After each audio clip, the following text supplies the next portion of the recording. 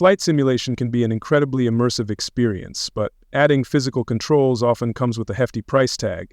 One of the most popular devices for interacting with aircraft systems is the Octavi IFR-1, but at around $180, it's not exactly budget-friendly. In this video, I'll show you an affordable alternative, a simple macro keyboard that costs just $25 to $30. With the right setup and some free software, you can achieve similar results and enhance your flight sim experience without spending a fortune. We'll cover how this macro keyboard works, the free software you need, and step-by-step instructions to get everything set up.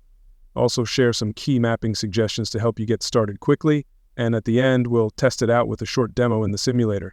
Let's dive in and see how you can upgrade your flight sim setup on a budget. First, let's take a look at how the macro keyboard works.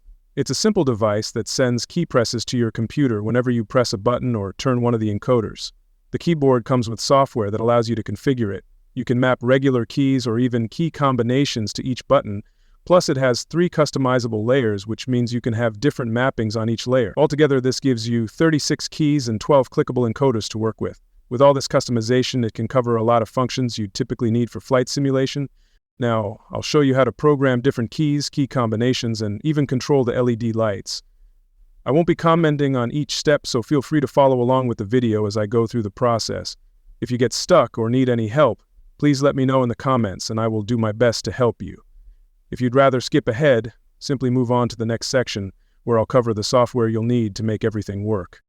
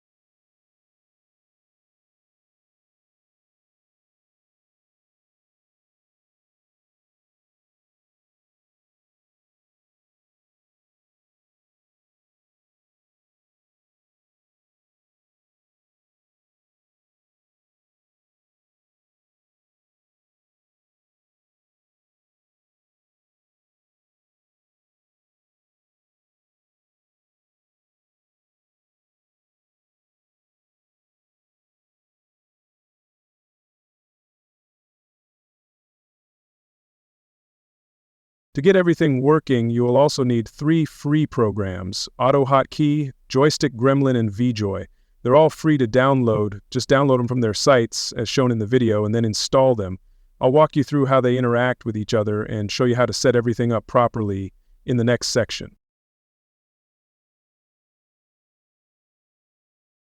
You will also need Mobiflight for controlling more complex aircraft features, especially found on add-on planes. It's an amazing open-source software. Again, simply download and install it. Here's how everything comes together. vJoy creates a virtual joystick that can have as many buttons as you need, basically. This virtual joystick will show up as a separate hardware unit in your simulator, just like a real joystick.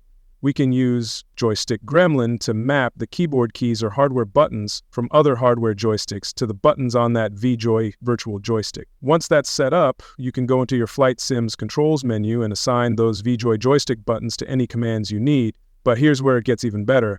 vJoy is seen as an input option by Mobiflight. And Mobiflight lets you directly send SimConnect commands to your simulator. This is the powerful part of the setup because certain planes in flight simulators require special SimConnect commands to perform specific actions. These can't be mapped through the regular flight simulator controls menu, but with Mobiflight, you can send those commands directly, unlocking even more control. So we get a connection between our macro keyboard to the SimConnect commands. That's what we're after. Alright, let's start setting things up. First, open Configure vJoy. Here, we need to create a virtual joystick with enough buttons. I'll go with 120, but you can adjust this as needed. Since we don't need POV hat switches, set those to 0. Click Apply, and if you're prompted to restart your computer, go ahead and do that. Once that's done, open Monitor vJoy. This tool helps us check if everything is mapped correctly. When you press a key on your macro keyboard, it will highlight the corresponding vJoy button, confirming that it's working. Next, let's set up the mappings in Joystick Gremlin. I've already done the setup, and to save you time, I've provided my configuration file. Check the video description for the download link. Let's see an example. We want to map keyboard keys to vJoy buttons, so we go to the Keyboard tab and then go to the key that we want to map, in our case M.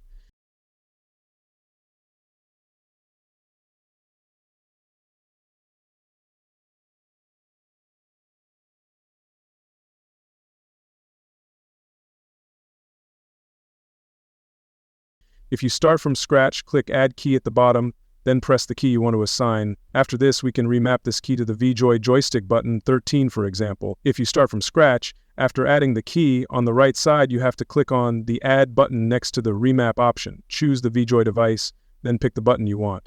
Once everything is set up, press the Activate button at the top of the Joystick Gremlin window. Now, when you press your mapped key, you should see the corresponding vJoy button light up in Monitor vJoy. That means everything is working. From here, I'll let the video instructions do the talking. Follow along with the steps on screen, and if you need any help, just drop a comment below. See you in the next section.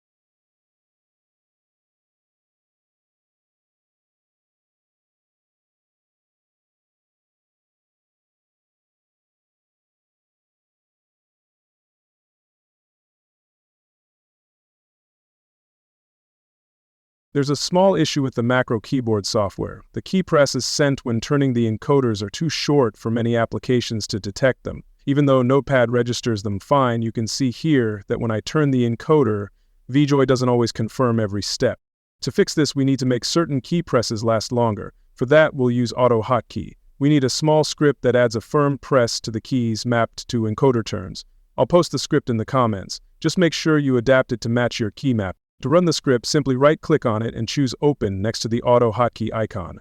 The app will run minimized in the tray bar. Now, the encoder rotations register properly and everything works as expected.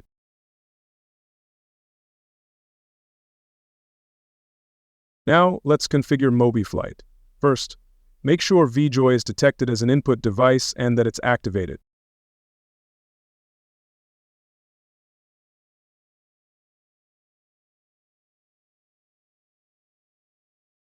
Next, let's check the configured inputs. You'll see that many come from vJoy while others come from another peripheral. I'll post this configuration in the comments, just adapt it as needed. Here's an example setup for a key. To get familiar with what settings we have to configure, we'll map a button to turn on the autopilot in the WB Sim Cessna 152. You can notice AutoHotkey interfering with the keyboard here, so I had to switch it off for writing this, then back on.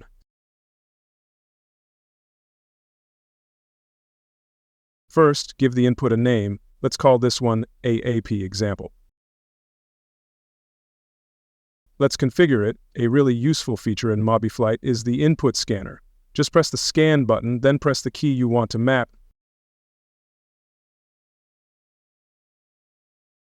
After that, configure the action, in this case pressing and releasing the autopilot button. This sends a direct command to the aircraft, which is important because many of these functions cannot be properly mapped through the simulator's controls menu. Simply follow along the instructions in the video and let me know if you need help.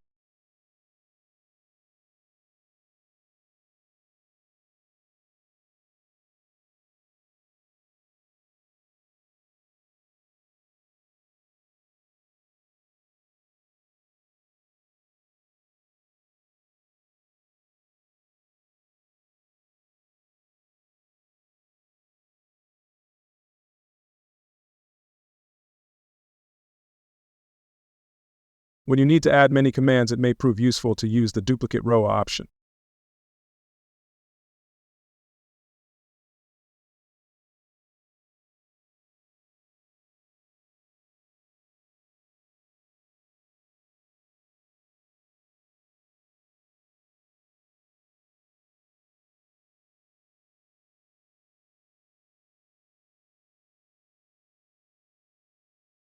One of the standout features of this macro keyboard is its built-in Bluetooth functionality. This allows you to place the keyboard anywhere within range without the hassle of cables. There are two buttons on the side, one for switching between the three customizable layers and another for turning Bluetooth on and off. Once paired, the connection is instant. As soon as you power it on, it's ready to go, making wireless use super convenient. I won't add any commentary here, as the video itself is pretty self-explanatory.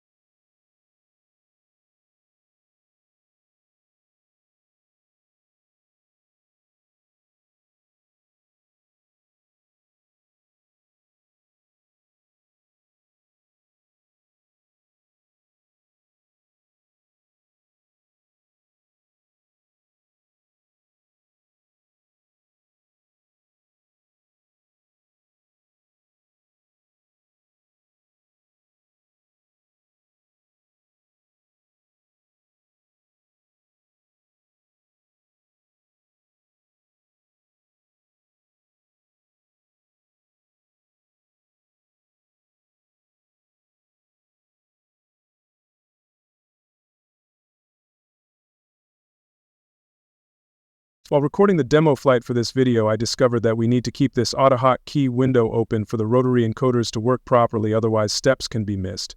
This is only necessary when the macro keyboard is connected via Bluetooth. If you're using a USB connection, this step isn't needed, and everything will work without having to keep the window open. Just let me show you how to map vJoy joystick buttons in the simulator's controls menu. This part is done manually by selecting the proper button number. The scanning tool will detect the keyboard key being sent, not the vJoy buttons.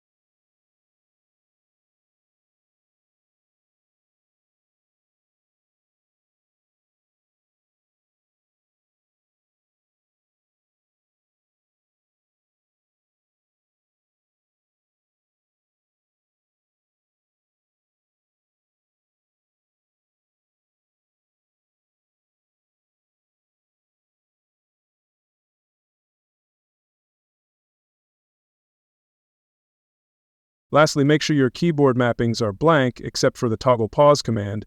If you leave other mappings active, you might end up with unexpected behavior, as the keys sent by the macro keyboard could trigger other actions in the simulator that you didn't intend, so keep it clean to avoid any issues. Here's how to create a blank profile and add one command.